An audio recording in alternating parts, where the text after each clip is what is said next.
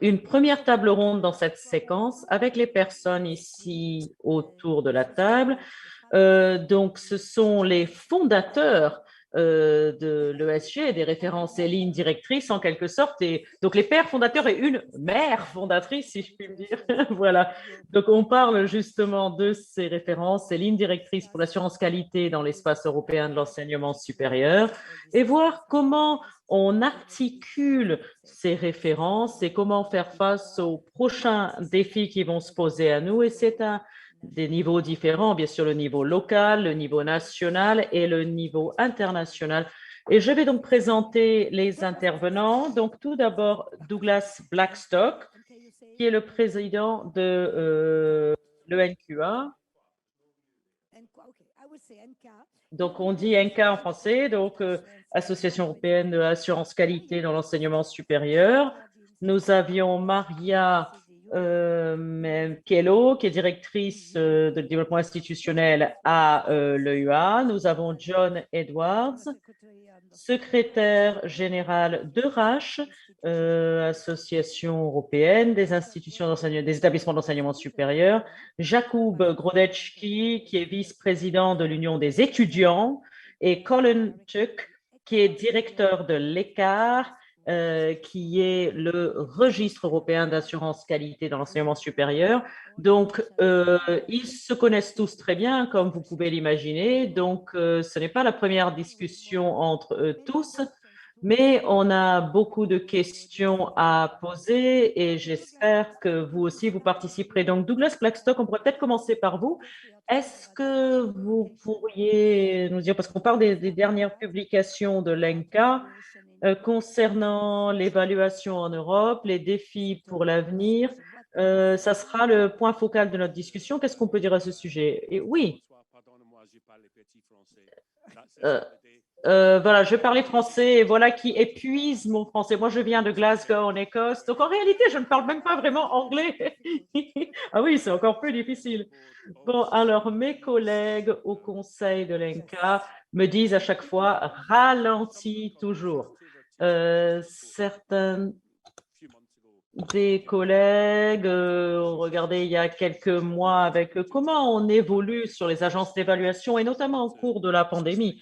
Mais j'ai contribué également à une réflexion de personnes dans certaines agences qui pensaient à l'espace européen de l'enseignement supérieur et comment ENCA peut y contribuer. Et ENCA travaille avec des partenaires sur l'assurance qualité pour l'avenir et on va travailler tous ensemble et nous engager avec les différentes parties prenantes à ce sujet. Ce matin, on a entendu beaucoup parler de diversité et on a également entendu parler d'inclusion. Et un des avantages clés, vous savez, vous souvenez de l'époque avant le confinement? Moi, j'étais à une conférence aux États-Unis à cette époque. Et les références, les lignes directrices européennes sont une réussite majeure. Il y a 49 pays avec différentes cultures, différents systèmes juridiques, différentes cultures qui se sont mis d'accord sur un ensemble de principes pour l'évaluation de l'enseignement supérieur. Et on dit qu'on va tous travailler ensemble, on affirme cette importance et c'est important, cela dit, de maintenir la richesse des approches et la diversité parce que si on essaye de faire la même chose tous, on arrêtera l'innovation, on arrêtera l'expérimentation, on arrêtera la prise de risque. Et donc, je pense que c'est important que les agences, les établissements réfléchissent à l'assurance qualité de façon différente. On ne sait pas exactement à quoi ça va ressembler, mais on commence à voir des évolutions vers des démarches plus basées sur le risque. Il y a 12, 14 ans, un de mes collègues a écrit un article avec des cycles répétés on fait toujours la même chose. Si on répète toujours les mêmes cycles, est-ce qu'on évoluera? Il posait la question il y a 12 ou 14 ans. En Écosse, là d'où je viens, on travaille sur l'amélioration, pas juste l'assurance qualité, c'est comment on aide les établissements. Et une chose qui est vraiment très importante sur les références et lignes directrices ESG, c'est que la qualité, ça se passe dans les établissements eux-mêmes et c'est là que l'évolution a lieu et c'est là qu'on va avancer. Et ça dit que c'est important de comprendre les différences. Anna, tout à l'heure, a dit un mot des différences, mais aussi, vous savez, au Royaume-Uni, où il y a eu le Brexit, euh, nous avons au Royaume-Uni 600 000 étudiants venus de l'étranger au Royaume-Uni. Et on a 700 000 étudiants qui travaillent, qui étudient dans le cadre de programmes transfrontaliers. On travaille sur la qualité depuis 40 ans. Quand j'étais étudiant, quand j'étais président de mon association étudiante en 1986, je travaillais là-dessus. Mais en mai, je vais aller en Azerbaïdjan et ils commencent juste à créer leur agence. Donc, on a des spécialités, on a des particularités au nord, à l'ouest. Et au fur et à mesure qu'on avance et qu'on est impatient d'avoir de l'innovation et du changement, il ne faut pas perdre de vue qu'il y a des pays qui essayent de nous rattraper aussi, qui commencent juste. Donc, il faut qu'on commence à penser différemment sur la manière dont on fonctionne. On a beaucoup parlé par le passé de traverser ce seuil et revenir et entrer au sein de l'ENCA. Est-ce qu'on attend que les pays qui doivent encore développer les systèmes nous rattrapent? Est-ce qu'on tend la main pour les aider? Est-ce qu'on travaille avec eux? C'est ça qu'on doit faire. Donc, je suis très heureux. On termine juste un projet honnête des pays comme Malte, la Slovaquie, l'Albanie, à se conformer à ces lignes directrices européennes. Et on vient aussi de lancer un projet pour aider notamment la Bosnie-Herzégovine, l'Azerbaïdjan, et aussi nos collègues en Ukraine. Bien sûr, on ne sait pas ce qui va se passer maintenant, mais je pense que c'est une tendance très forte pour l'avenir. Donc, on entend ce que vous dites. Vous nous dites que tout le monde ne va pas faire la même chose. Il faut faire confiance à tous pour s'exprimer. Mais quand vous dites ça, vous parlez à qui? Je parle à, je parle à Colline, non, c'est une blague. Non, mais vous parlez à qui? Vous parlez au gouvernement, aux établissements? Une des choses, je pense, qu'il faut toujours garder à l'esprit, l'éducation, c'est vraiment important pour l'électorat. Les gens se soucient de l'éducation. Donc, les gouvernements nationaux vont toujours répondre à leur propre électorat. C'est important pour les électeurs. Au niveau européen, on ne décide pas de qui siège aux gouvernements nationaux. Donc, les gouvernements nationaux vont regarder leur propre intérêt, bien sûr. Mais il y a quelque chose de très fort dans cet espace européen de l'enseignement supérieur. On est tous partenaires, on doit tous coopérer. Merci beaucoup, Douglas, pour cette introduction. Je dirais maintenant, je vais demander à Maria Kello, qui est avec nous. Euh,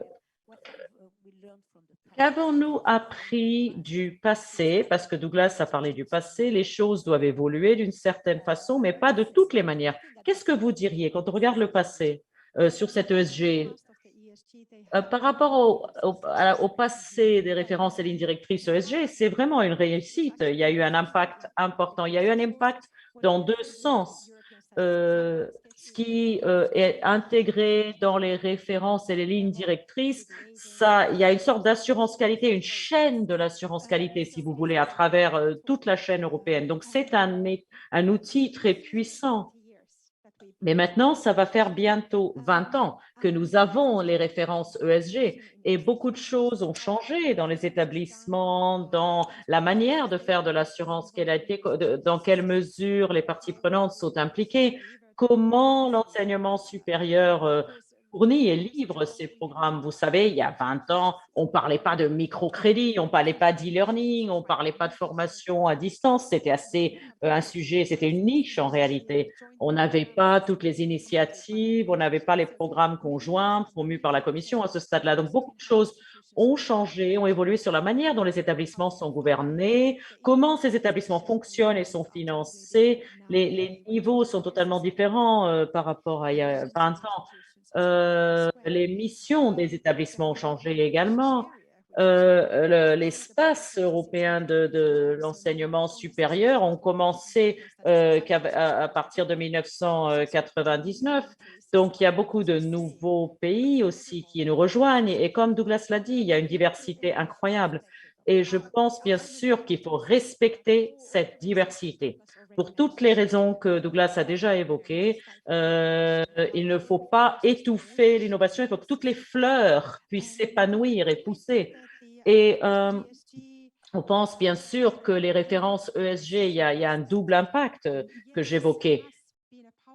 Bien sûr, ça a été un outil puissant en termes de nouvelles choses qu'on a intégrées en 2015, notamment, c'est un focus sur l'apprentissage focalisé sur l'étudiant. Donc, vraiment, les établissements doivent mettre en place cette démarche. Mais ce n'est pas sorti de nulle part. C'était une priorité politique, mais c'était aussi une pratique dans de nombreux établissements. Donc, les sujets, les thématiques viennent de la base et contribuent aux différents développements dans les différents pays et aussi au sein même des pays et des établissements dans ce contexte. Donc, je pourrais peut-être demander qui souhaite réagir par rapport à ce qui a été dit. Peut-être John Edwards. Je dois dire que je suis un peu novice. Oui, pardon, sans microphone, je n'entendais pas l'intervenant, excusez-moi. Alors, voilà, je voulais dire que j'étais un peu novice à ces questions d'assurance qualité, mais le RH est une des institutions qui a développé les références et lignes directrices ESG et la deuxième mise à jour a été faite. Moi, je ne suis pas un père fondateur, je suis peut-être même un fils ou un petit-fils, vous savez, des pères fondateurs. Donc, j'ai des collègues plus expérimentés ici à côté de moi en ce qui concerne les références ESG. Mais ce que je dirais du point de vue presque de quelqu'un qui vient de l'extérieur, clairement, l'objet de ces références et lignes directrices ESG était de comprendre d'où venait chacun afin de créer un certain niveau de confiance. Ah, pardon, voilà, c'est beaucoup mieux là, je tiens mieux mon micro. Donc, ça a été une réussite et je pense que le ministre a dit on a pu en réalité mettre en place cet espace européen de l'enseignement supérieur. Et je pense qu'il y a cependant des choses qui manquent. Bien sûr, il y a l'interprétation qui peut être une bonne chose, mais il y a des choses incomplètes parce que ça couvre que l'enseignement et l'apprentissage. Moi, je viens de l'innovation économique et le rôle de l'enseignement supérieur dans l'innovation économique. Et bien sûr, il faut se focaliser sur la qualité. Mais la qualité, qu'est-ce que c'est? Et l'excellence, qu'est-ce que c'est? On en a parlé tout à l'heure. À mon avis, on ne peut pas être excellent si on n'apporte pas une contribution à la société, à l'économie. Bien sûr, on peut avoir des méthodologies excellentes ou des qualités dans l'enseignement et dans l'apprentissage, mais je pense que Jacob va nous dire que les étudiants, ils veulent un produit de qualité. Bien sûr, quand vous allez au magasin, tout le monde veut la qualité. Mais ce n'est pas juste les étudiants. C'est pas juste les étudiants, c'est tout le monde. C'est le contribuable qui paye ces systèmes d'enseignement. Et le contribuable, je pense, il veut plus que ce qu'on voit dans les références et lignes directrices ESG. Ils veulent une intégration des missions des universités. Évidemment, il y a des établissements de recherche qui ne sont pas des établissements d'enseignement supérieur. Donc, il faut réfléchir aussi par rapport à la recherche, l'enseignement supérieur, comment les deux se renforcent mutuellement. Troisième mission pour moi, mais j'aime pas dire troisième mission parce que ça fait comme si c'était inférieur aux deux autres, et c'est pas ce que je veux dire. Mais la contribution à l'économie, la contribution à la société, ça devrait être intégré dans les missions clés sur la manière dont les établissements supérieurs fonctionnent. Et ce type d'amélioration, pour moi, je crois que c'est ça qui manque pour répondre à vos questions. Mais, un deuxième mais, je pense qu'on ne peut pas forcément le faire au niveau, à notre niveau. Vous savez, Douglas a parlé des 49 pays qui cherchent à avancer. Avancer au niveau de 49 pays au même niveau, ça serait, je pense, impossible. Donc, impossible. Donc, je pense qu'il faut déjà commencer au niveau de l'Union européenne en espérant que la Commission en fasse plus pour une démarche au niveau de l'échelle européenne, peut-être, vous savez, à géométrie variable, vous savez, multiniveau, Bologne multilevel, par exemple. Il faut que les pays les plus avancés puissent montrer le chemin et passer leurs connaissances aux autres. Nous avons la sensation, en vous écoutant, que les références ESG sont peut-être victimes de leur succès et ça empêche peut-être d'avancer plus. C'est ça peut-être que vous vouliez dire Oui, je pense que c'est exactement ça. C'est une réussite, mais quand c'est une réussite, il y a la tentation, quand quelque chose marche, vous savez, on va le surcharger avec tout le reste. Tous les décideurs politiques et vont pas pouvoir tout mettre en place. Et quand quelque chose marche, bien, on a tendance à tout focaliser là-dessus. Et il y a des risques impliqués. Je suis peut-être pas tout à fait d'accord avec John là-dessus. Ma crainte et notre crainte au niveau de l'EU1, c'est que l'enseignement qui fait 100% aujourd'hui des références ESG, si on ouvre à 4, 5 choses différentes, on va laisser de côté l'enseignement. Donc, j'aurais peur de ça, moi. L'ESG, c'est juste un outil. Ces références, c'est un outil. C'est un outil fabuleux, mais est-ce qu'il faut tout mettre dans l'ESG? Est-ce que l'assurance qualité telle que nous la connaissons de l'éducation, est-ce que c'est la meilleure manière d'assurer d'autres choses qui sont importantes, comme la durabilité? Il y a peut-être d'autres outils, d'autres méthodes. Et le deuxième point faible, c'est la responsabilité. Je pense qu'il serait trop facile pour les décideurs politiques de dire ah, l'assurance qualité, ça marche, donc c'est à eux de le faire maintenant. Donc, je pense qu'il faut la responsabilité à différents niveaux utilisant différents outils et je pense qu'il faut tout rassembler. Merci beaucoup, Maria Kello. On veut savoir ce qu'en pense l'Union des étudiants d'Europe, parce que bien sûr, c'est le centre de notre discussion. Donc, Jakob Rodeczki. Oui, bonjour. Voilà, ça fonctionne. C'est un plaisir pour moi d'être ici, d'être invité à participer à ce panel. Et je dirais que quand les ESG ont commencé, euh, à l'époque, peut-être que moi personnellement, j'étais pas un père fondateur, mais bon, ça existait. Bon, alors je suis pas non plus un père fondateur. Bon, alors vous n'êtes pas des pères fondateurs, tout ça va. Non, mais bien sûr, on a été impliqué dans le développement des ESG pour différentes raisons. Quand on parle du rôle clé que jouent ces références ESG, qu'elles jouent toujours, et qui ont une réussite dans différents domaines dans l'espace européen de l'enseignement supérieur. Il y a une convergence vers le haut de la manière dont les étudiants sont considérés comme des égaux dans les systèmes d'enseignement supérieur. Donc, la raison pour laquelle, pour nous, ces références ESG étaient une réussite et on avait besoin, donc l'apprentissage, l'enseignement, et laisser la place pour parler de ça, de l'enseignement et les apprentissages.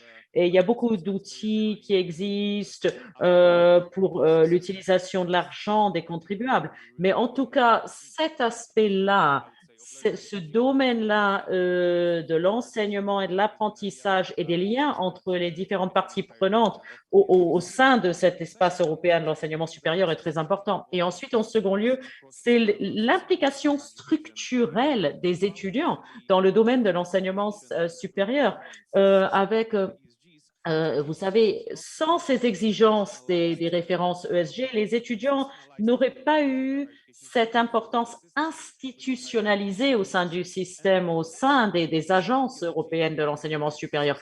Et dans certains pays, d'ailleurs, c'est toujours pas le cas. Donc, par rapport à ce qu'on a dit, c'est pas forcément d'avoir réussi quelque chose en disant oui, maintenant on a fini, on a réussi et maintenant on avance. Non, c'est quelque chose qui est toujours en évolution. C'est une réalité qui est toujours en évolution pour beaucoup de pays. Pendant mes années d'activité dans le mouvement des étudiants, j'ai vu beaucoup de développement dans les pays où les étudiants avaient parfois zéro implication et maintenant une évolution vers une implication assez importante à un niveau d'égalité des étudiants. Donc, il y a également un outil de confiance ici pour nous tous en tant que partie prenante. Et bien sûr, on peut l'élargir, on peut travailler sur d'autres critères liés à l'inclusion des étudiants, au soutien aux étudiants et tous les autres facteurs liés au bien-être des étudiants pendant leur cursus d'enseignement.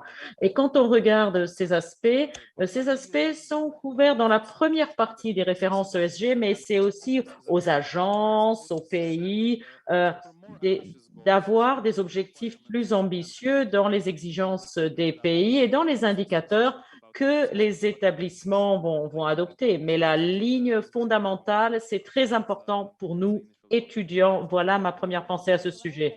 Merci, Jacob. Une réaction qu'on n'a pas encore eue, peut-être, c'est Colin Tuck Est-ce que vous pourrez nous parler d'écart? Dites-nous exactement ce que c'est afin qu'il n'y ait pas de confusion dans les esprits sur ce qu'est écart et une vue d'ensemble sur ce qu'on dit maintenant. Oui, merci beaucoup et merci aux organisateurs de m'avoir invité à rejoindre le panel aujourd'hui. Quand vous avez parlé des pères fondateurs et des mères des lignes ESG, alors quelle est notre relation? Mais les mêmes sont souvent également membres fondateurs du registre européen d'assurance qualité écart. Donc, on est peut-être la jeune sœur de l'ESG au niveau écart. Et comme nous sommes tous frères et sœurs, écart et les références ESG sont liés. Le rôle d'écart, c'est ce registre des agences d'assurance qualité. On connaît beaucoup de choses sur nos grands frères et grandes sœurs, si je puis dire. Je peux dire que les références ESG sont clairement la ligne, la pierre angulaire de la confiance. Mais bien sûr, là, je prêche les convaincus. Ce sont vraiment les lignes directrices pour notre travail ensemble. Et bien sûr, on avance depuis 2015. Il est important, comme il a été dit, de respecter la diversité parce qu'il y a encore 49 systèmes d'enseignement supérieur, mais c'est important que ces lignes ESG nous donnent ce dénominateur commun. Et donc, on ne peut pas tous avancer en même temps et on ne peut pas juste faire confiance à tout le monde parce que si on fait ça, on n'a pas besoin de référence. Donc, avant 2015, on entendait des personnes qui disaient bah, l'ESG, ça ne suffit pas comme référence et ligne directrice, ce n'est pas un dénominateur commun suffisant. Donc, on n'entend plus ça. Je pense que ça a bien avancé depuis 2015. Mais dans la pratique, parfois, si on n'entend pas les gens dire que le dénominateur n'est pas assez important, assez grand, mais quand même, la confiance n'est pas complète, elle n'est pas intégrale. L'approche européenne pour les programmes conjoints, il y a encore des problèmes, c'est pas encore parfait, mais je pense quand même qu'on a bien avancé. Et je pensais aussi quels sont les défis à relever, qu'est-ce que ça veut dire pour les ESG. Je n'aurais pas commencé par là jusqu'à il y a 3 semaines, mais maintenant et aujourd'hui, il y a une question qu'on voit avec les références et lignes directrices ESG. C'est quelque chose qu'on voit beaucoup sur la pratique de notre travail. C'est peut-être qu'on pense que tout est déjà fait ou que tout va se passer et il y a un équilibre quand même délicat. On ne peut pas surcharger cet outil, bien sûr, hein. Il ne peut pas tout sauver, les ESG ne peuvent pas tout faire.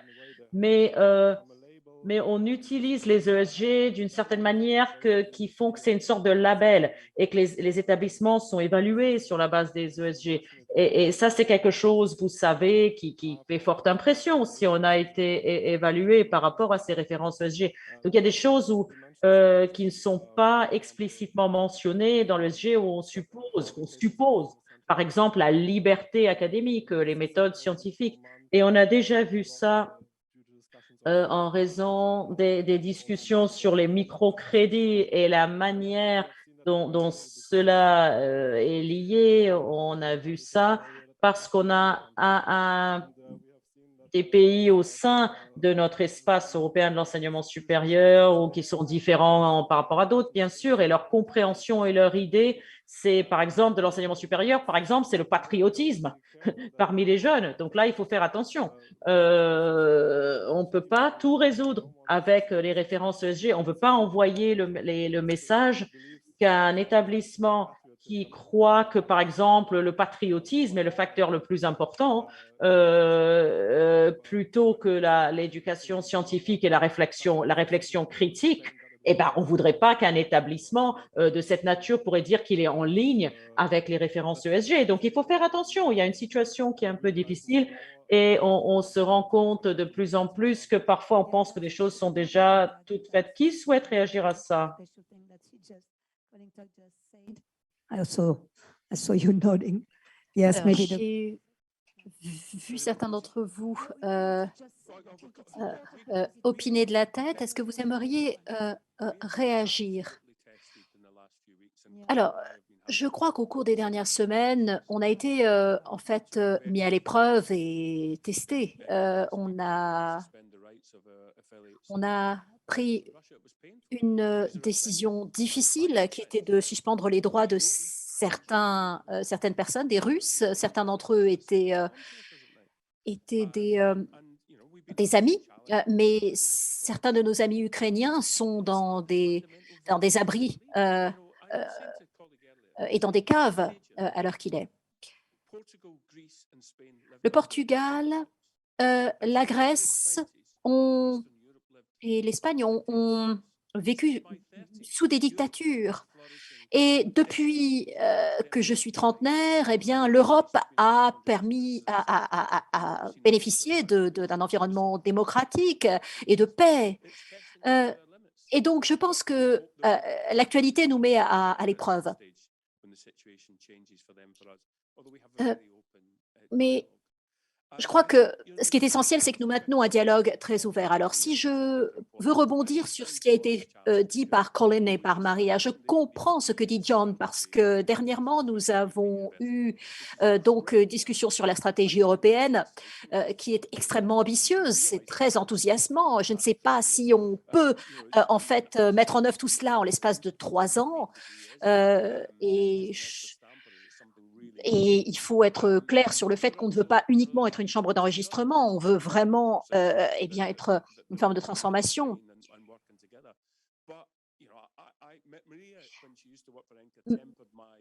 Maria, quand elle travaillait pour nous,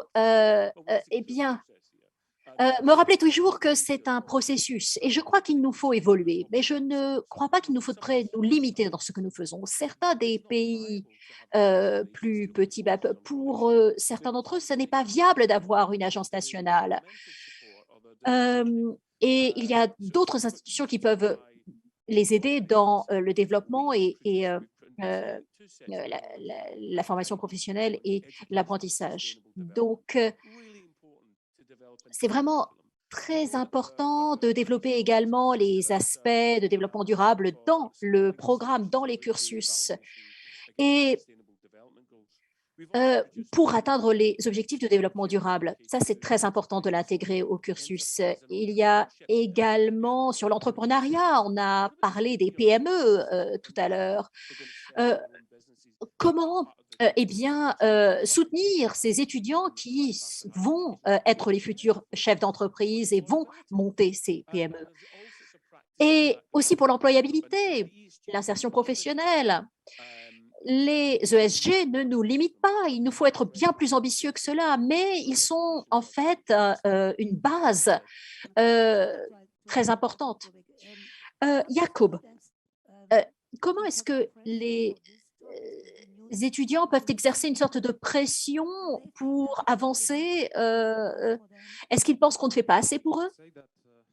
Bien, je dirais que cette question nous renvoie à cette question un petit peu sempiternelle qui est en fait la génération d'idées, mais aussi un certain pragmatisme. On parle des ESG pour les étudiants évaluateurs qui sont dans les panels d'évaluation. Alors, c'est un peu technique, je m'en excuse, mais en termes d'assurance qualité, il y a aussi des considérations pratiques, ce à quoi ressemblent ces panels. Et donc, il faut qu'il y ait des étudiants dans ces panels d'évaluation. Ça fait partie des ESG.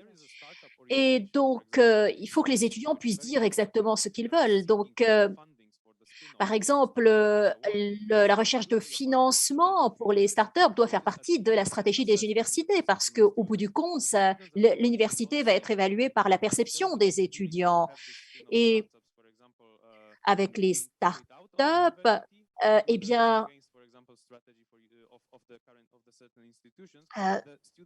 si ça ne peut pas être encouragé dans le cadre de l'université, c'est le rôle des étudiants de pousser dans ce sens.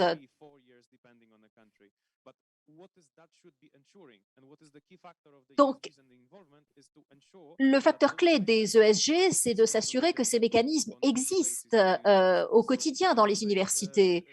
Et donc, je dirais que de cette manière, c'est un soutien, mais si on pouvait mettre plus l'accent sur quelque chose dans les ESG, c'est eh bien d'insister sur les mécanismes des implications démocratiques des étudiants dans les universités au quotidien. Si ce n'est pas le cas, eh bien, il faudrait que ce soit en fait obligatoire d'apporter un soutien à ces initiatives. Il y a des universités qui ne soutiennent pas l'implication des étudiants parce qu'il n'y a pas d'implication des étudiants. Mais alors à ce moment-là, c'est un petit peu essayer de trouver qui blâmer. Est-ce que ce sont les étudiants qui ne veulent pas s'impliquer ou est-ce que ce sont les universités qui ne suscitent pas suffisamment d'implication? Donc, il y a…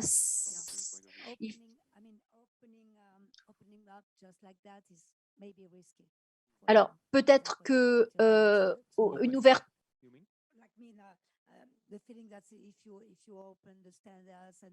Si on ouvre ces ESG, ces références et ces lignes directrices complètement et qu'on ne les assure pas, qu'on ne les garantit pas, ça peut être dangereux. C'est ce que vous voulez dire? Oui, je pense qu'il y a aussi une nécessité de communiquer sur la mise en œuvre et sur la stratégie.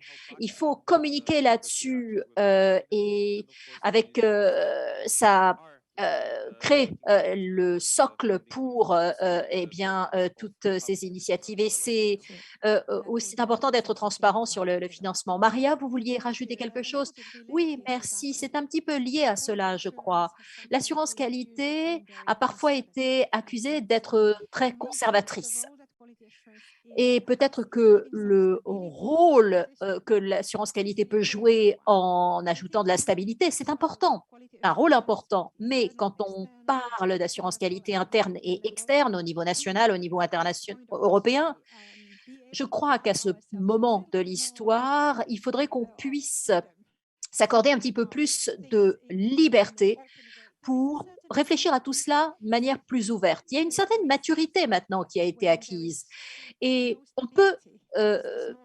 alors, c'est vrai que quand il n'y a pas de stabilité, c'est plus risqué, mais quand il y a une sorte de compréhension commune et un certain cadre, eh bien, on peut prendre des risques. On peut oser eh bien, regarder ces ESG avec un regard critique. Quels sont les besoins? Quelles sont les lacunes? On ne le sait pas encore. Il y en a certainement des lacunes et on va… alors, il y a Q a fait pour le futur, qui est un projet dont nous allons peut-être reparler. Donc, il faut baser les changements dans une très bonne analyse de la situation et peut-être évaluer aussi le pour et le contre. Qu'est-ce qu'on peut gagner à ajouter quelque chose dans les ESG et qu'est-ce qu'on pourrait perdre à le faire? Et aussi dans la méthodologie, on a également parlé avec des collègues, on a donné beaucoup d'importance au modèle d'évaluation par les pairs en Europe. Est-ce que c'est la bonne manière d'évaluer, par exemple, eh bien, le fait qu'il y ait une haute qualité environnementale des bâtiments d'une université et d'autres éléments de ce type? Alors, Colin, vous vouliez réagir et ensuite Douglas. Je crois que ce serait très important et très fructueux de pouvoir en fait parler de ce projet effectivement que fait. Donc, je crois qu'il faut aussi plus de clarté. Il est important d'avoir une certaine souplesse, une certaine flexibilité. On a peut-être un petit peu trop l'habitude d'avoir un modèle monolithique avec une agence de qualité, d'assurance qualité, et ce n'est pas toujours le cas. Parfois, il y a plusieurs agences ou une même agence pour plusieurs pays. Et il faut qu'il y ait ce degré de flexibilité. Et si je peux ajouter un élément, Sur les microcrédits, je crois que c'est un exemple important où on voit ce qui n'est peut-être pas bien articulé dans les ESG, parce que on parle d'utiliser les ESG dans des institutions qui eh bien, proposent des formations différentes, moins formelles. Et donc, si on pense à des prestataires alternatifs, eh bien, peut-être que l'assurance qualité des ESG, il faut se poser la question, est-ce qu'on est toujours dans le domaine de l'enseignement supérieur? Est-ce que cela peut s'appliquer?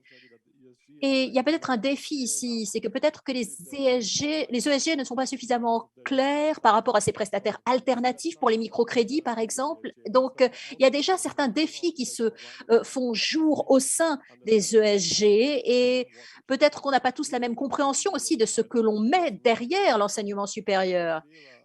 Il faudrait peut-être une explication plus claire. Qu'est-ce que l'enseignement supérieur? Il y a quelque chose qui techniquement remplit toutes les normes et on le voit souvent, tout semble transparent, tout semble fonctionner, mais il y a quand même un doute sur ce qui rentre dans le cadre de l'enseignement supérieur.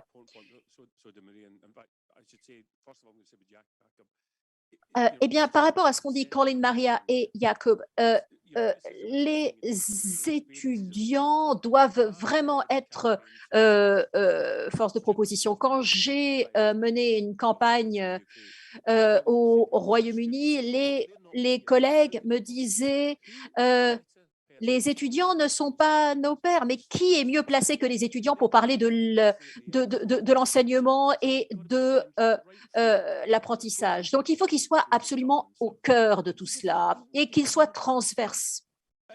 Est-ce que vous pensez qu'on l'a suffisamment fait? Est-ce que vous avez le sentiment de l'avoir suffisamment fait? Mettre les étudiants au cœur de tout cela? Eh bien, nous avons 2 étudiants au conseil d'administration. Nous avons placé des étudiants dans tous les comités de pilotage et pour la définition du benchmark. Et il y a quelque chose que Colin a dit et également Maria qui est très important. On en a parlé presque sous forme de plaisanterie. Pour ce qui est de l'ENCA,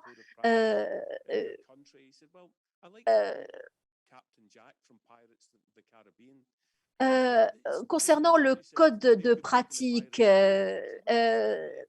vous avez peut-être, quid de la possibilité d'être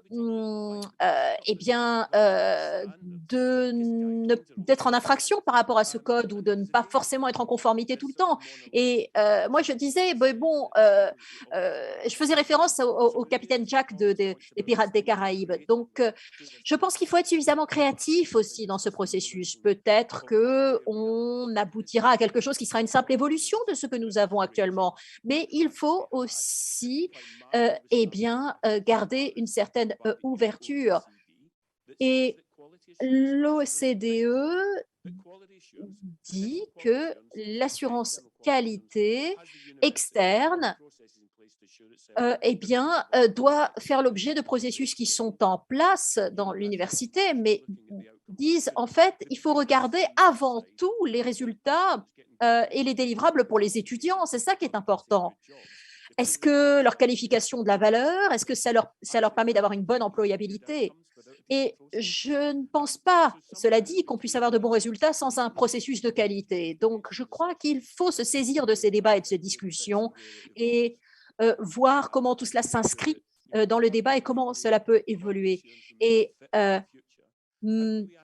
Maria a raison, l'assurance qualité, c'est le but, ça doit être adapté à l'avenir. John Edwards, eh bien, je veux peut-être nuancer sur ce que j'ai dit avant. Moi, j'ai un point de vue un petit peu extérieur. Et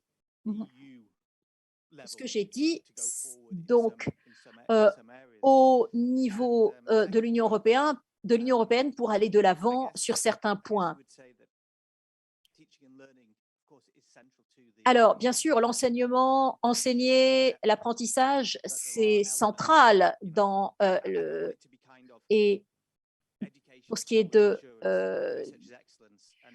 d'assurance qualité, je ne veux pas qu'il y ait des silos avec l'apprentissage d'un côté et la recherche et l'innovation de l'autre. Il faut qu'il y ait des ponts, bien sûr. Donc, je crois qu'il faut qu'on regarde au niveau de l'UE comment on peut rapprocher cela.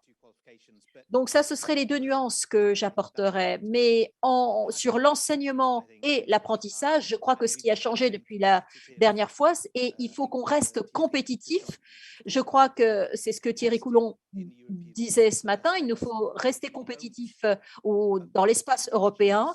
Et si on n'actualise pas, on n'adapte pas les ESG, eh bien, on va peut-être en fait perdre du terrain par rapport à nos concurrents, non seulement dans la recherche, mais dans l'enseignement supérieur. Et on va peut-être perdre des étudiants. Donc, ce serait mon point. Est-ce que je peux poser une question à John? Alors, je n'ai pas voté pour ce désastre qui a eu lieu au Royaume-Uni. Mais il faut être plus compétitif post-Brexit. Est-ce que c'est votre point de vue de l'Union européenne? C'est que le Royaume-Uni n'est pas compétitif? Moi, je suis à moitié portugais. En fait, il est moitié gallois. Bon.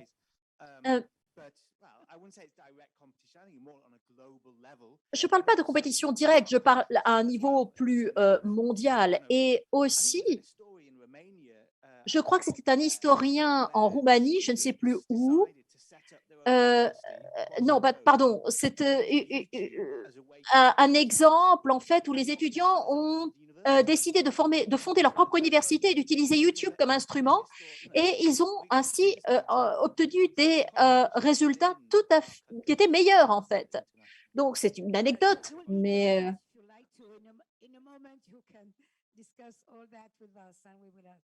we will give you some microphone. What were you saying? Excuse me, Jacob. No, I was joking, like whether they had compliant with the ESGs, but of course, like. Oui, je me demandais si il y avait une question de conformité par rapport aux ESG. Donc, je sais que nos collègues en Roumanie sont très actifs quand il s'agit d'engagement. Et donc, ce que je voulais dire, sur quoi je voulais rebondir, c'est quelque chose, je voulais dire quelque chose autre chose, et en fait, on va passer. Bien sûr, on peut, les étudiants pourraient avoir leur propre. Est-ce qu'on peut avoir une sorte de coopérative dans l'enseignement supérieur? Vous vous souvenez des crises avant, des cracks financiers? On a tous payé le prix. Eh bien, vous savez, l'enseignement supérieur n'a pas modifié les cursus économiques vraiment et ce qu'on apprenait et les concepts qui étaient enseignés. Les étudiants à Manchester, je pense que c'était Manchester, ont établi un groupe qui s'appelait Repenser l'économie et qui a milité pour un changement, une évolution des programmes d'enseignement en matière économique. Et ça a modifié. Selon les anciens modèles, ce qui s'est passé était soi-disant impossible, mais ça s'est produit quand même. Et ça venait des étudiants eux-mêmes. Ce qui est lié à ça, justement, c'est la manière, dans cette réalité, ou avec tous les défis pour les étudiants, l'impact sur l'évolution des programmes, de réagir rapidement par rapport au changement. C'est des processus quand même qui ne sont pas toujours évidents pour les étudiants dans la réalité des conseils, par exemple, d'administration des universités. Parfois, le processus prend 2 ans. Donc, on peut imaginer que les programmes lancés cette année, il n'y aurait pas la pandémie dedans parce qu'il faut parfois 2 ans pour lancer, parce que le rythme d'inclusion de nouveaux éléments dans les programmes, c'est un rythme qui est assez long. Et donc, vous savez, on parlait du modèle actuel d'enseignement et différentes manières d'enseigner ou de transmettre le savoir à nos étudiants. à la question évidemment des microcrédits et des établissements alternatifs en quelque sorte. Parce que les étudiants, bien sûr, ils recherchent des bons résultats, une bonne éducation et un bon accès au marché du travail, mais ils veulent aussi des accès faciles et l'égalité d'accès à l'enseignement. Donc, faciliter un meilleur accès, de meilleures conditions d'études, mais en même temps, la qualité, les résultats, c'est bien sûr important parce que les étudiants recherchent la connaissance aussi à l'université. Donc, les habitudes qui changent sur la manière dont on recherche ces connaissances, les plateformes, les opérateurs privés qui ont été ouverts au cours de la pandémie pour faire face à des problèmes qu'on n'avait jamais eu avant en réalité. Donc, quand on parle de flexibilité, de souplesse des programmes sur des universités, il y avait des programmes on pouvait choisir, par exemple, différentes composantes qui étaient, qui ont laissé le choix Ce que je veux dire, c'est comment ça va impacter l'évolution de l'enseignement et les modèles d'enseignement pour l'avenir. Ça, c'est important. Et un mot peut-être de Maria. Attendez, j'avais une question, mais je l'ai perdue, je crois. Non, non, alors Maria, allez-y. Oui, très rapidement, réagir par rapport à quelque chose que disait Yacoub. Eh bien, je pense qu'il faut avoir une bonne association de stabilité et de flexibilité. Parce que quand on parle de formation, on se dit au niveau de l'ESG, nos systèmes sont basés sur la confiance. Évidemment, c'est bien de faire confiance, mais c'est encore mieux de vérifier. Là, c'est la sensation ou le sentiment qui semble prévaloir. Et on a des systèmes, vous savez, qui sont assez en phase de maturité, qui sont là depuis un moment où il y a une bonne base de confiance. Donc, on peut dire qu'une fois que la confiance est là, ensuite, on peut expérimenter. Donc, c'est comme ça qu'on peut donner ces garanties aux étudiants en disant oui, il y a une expérimentation qui comprend toujours un facteur de risque, mais il y a une base qui est solide. Et donc, le risque n'est pas trop important. Et je pense que l'assurance qualité aurait besoin de trouver un moyen d'associer les deux idées pour garantir les bases, pour garder cette assurance et en même temps de ne pas empêcher les microcrédits qui pourraient être mis en place en 3 mois ou en 6 mois, ou les programmes conjoints qui pourraient avoir un statut peut-être particulier dans le système éducatif. Donc, on pourrait faire une exception parce qu'on a confiance que les établissements feront un bon travail. Merci, Maria Kello. Je pense la question n'apparaît plus, mais c'est important. Est-ce qu'il y a une revue, une évaluation constante des références ESG? Est-ce que vous avez une évaluation constante et une revue, quoi? Oui, on l'a fait en tant que partie d'un projet Erasmus qui a été mené par l'ENCA pour l'assurance qualité pour l'avenir. C'est évaluer les pratiques et les politiques, y compris les pratiques en dehors du cadre de l'ESG en termes de méthodologie et de thèmes couverts, et d'avoir une base d'éléments de preuve qui nous démontrent comment le cadre de l'ESG doit fonctionner et avoir des exemples de cas qui montrent des pratiques innovantes. Donc, il y aura une consultation importante des parties prenantes, que ce soit les établissements ou les étudiants, les gouvernements, les employeurs, le public et toute partie prenante qui souhaite s'exprimer. Je pense que l'idée ici, c'est de pouvoir contribuer. Alors, c'est vrai que ça va lentement, mais il faut qu'on avance, qu'on puisse avoir en Albanie en 2024 une évaluation de à quoi ça pourrait ressembler à l'avenir. Merci beaucoup pour cette précision. Donc, pour revenir à vous, Colin Tuck, je voudrais parler de l'écart de ce registre d'assurance qualité. Est-ce que c'est un complément aux références ESG? Qu'est-ce que c'est? Comment l'agence l'utilise en réalité? Oui, tout à fait. C'est complémentaire par rapport aux références ESG parce que c'est basé fondamentalement sur les ESG.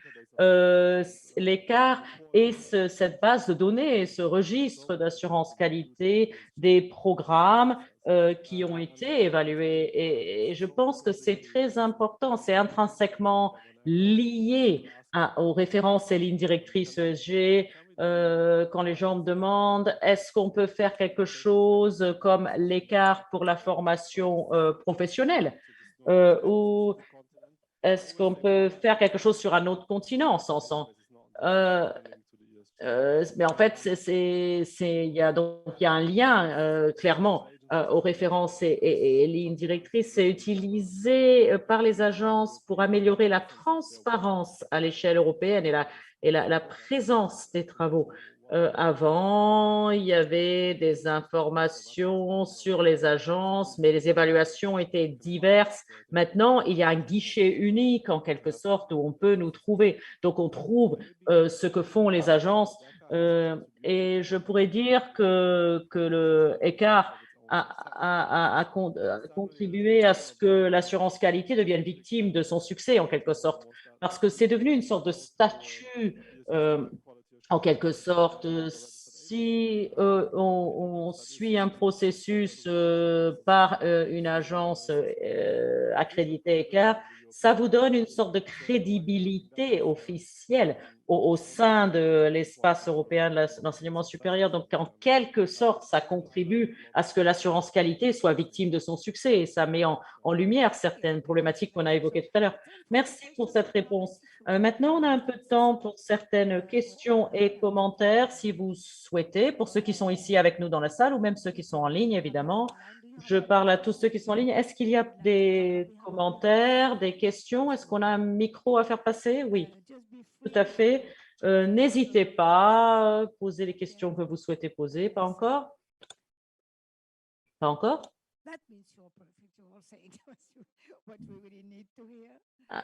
On a peut-être répondu à toutes les interrogations. Donc, moi, j'aurais en tout cas d'autres questions avant de clore cette première table ronde de la deuxième session. Donc, parlons de l'avenir. Douglas nous a donné aussi déjà quelques éléments.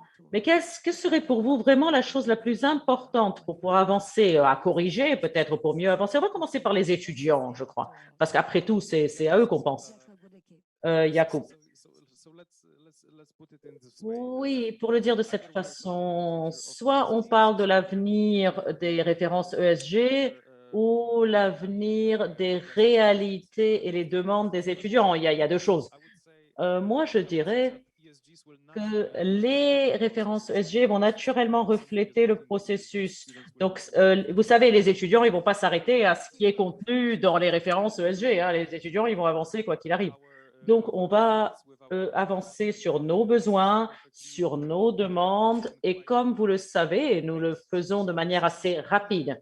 Donc, si on identifie quelque chose dont on a besoin, on l'exprime assez rapidement. Mais je pense qu'il faut vraiment insister pour donner cet espace. Il faut donner cet espace. Vous savez, on a une réalité sur ces dernières années, sur un espace réduit, vous savez, pour les étudiants. Pas uniquement les étudiants, mais l'implication du public dans ce type de processus. Et on représente des parties prenantes et il faut continuer à les écouter. Ce que Douglas disait quand il parlait d'un processus d'implication des étudiants dans les pays, c'est un processus constant.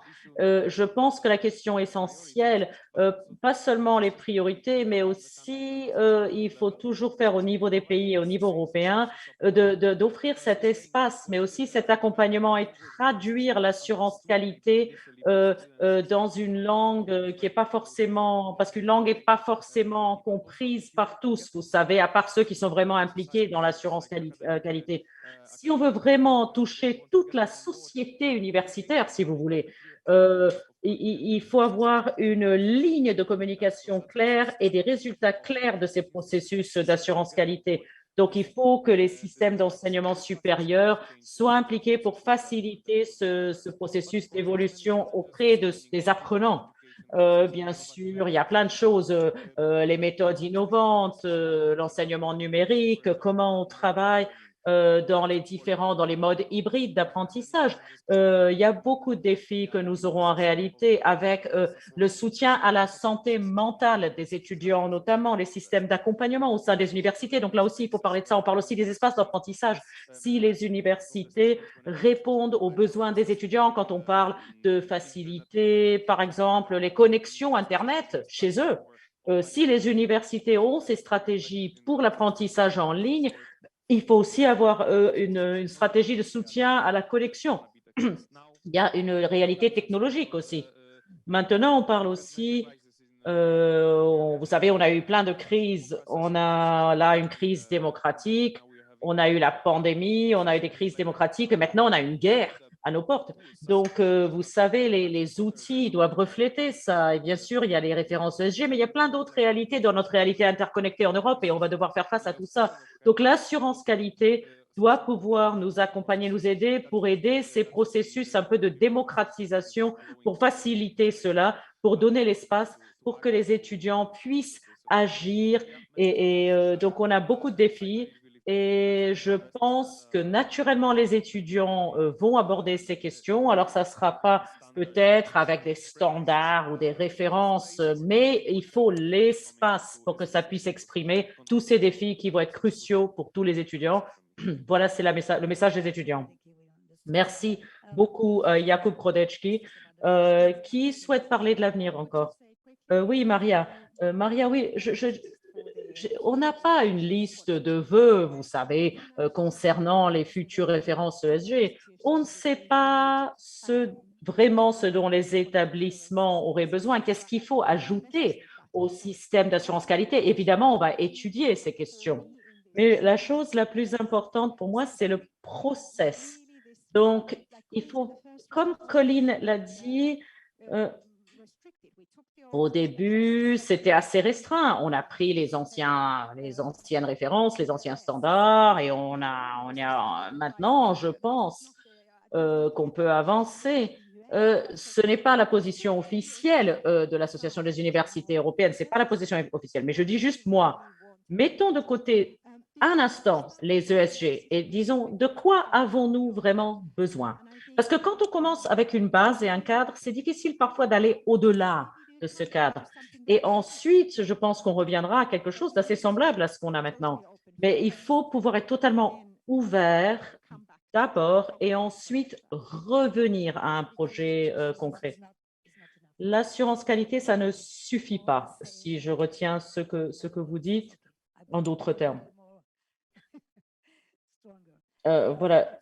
Et John Edwards, pour vous. Et Douglas pourra finir, mais je ne veux pas faire peur à tous mes partenaires en disant, bon, on va changer le monde avec les ESG.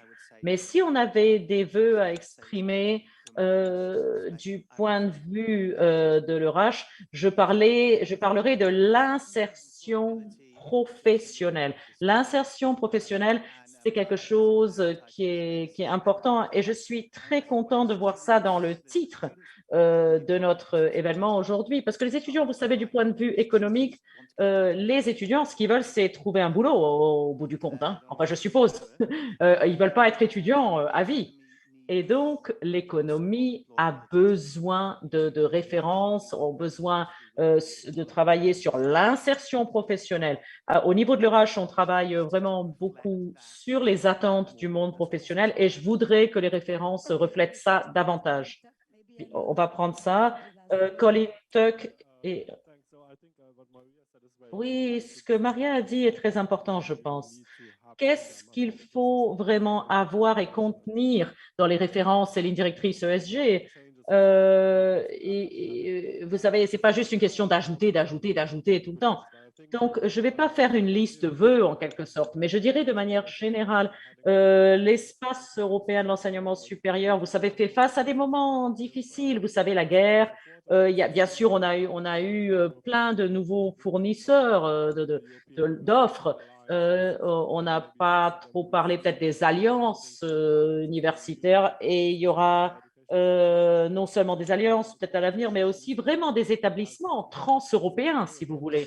Donc, je pense qu'il y a des responsabilités très importantes ici pour faciliter cette intégration européenne et pour servir de moteur en presque à tout ça, à accompagner tout ce processus.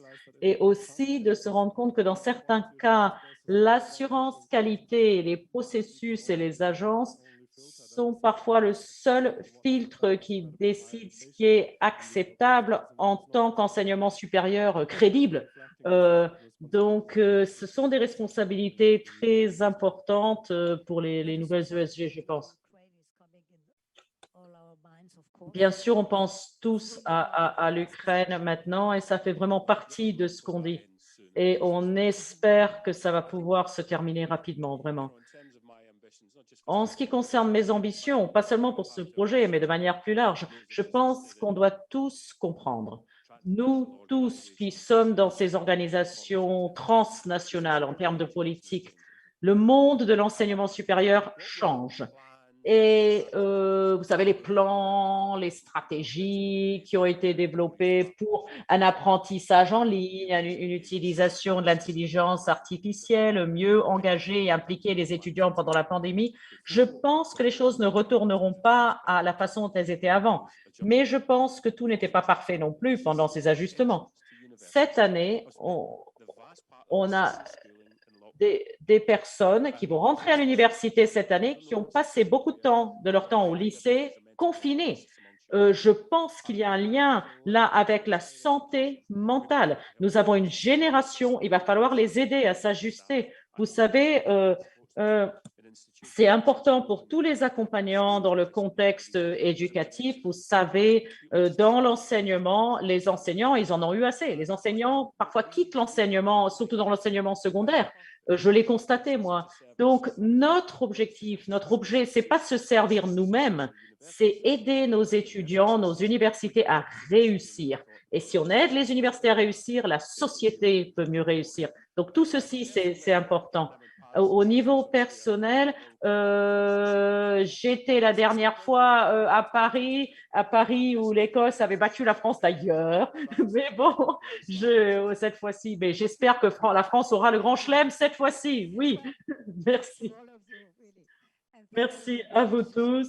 Merci pour votre attention au sein du public. Et maintenant, nous allons passer à la deuxième table ronde.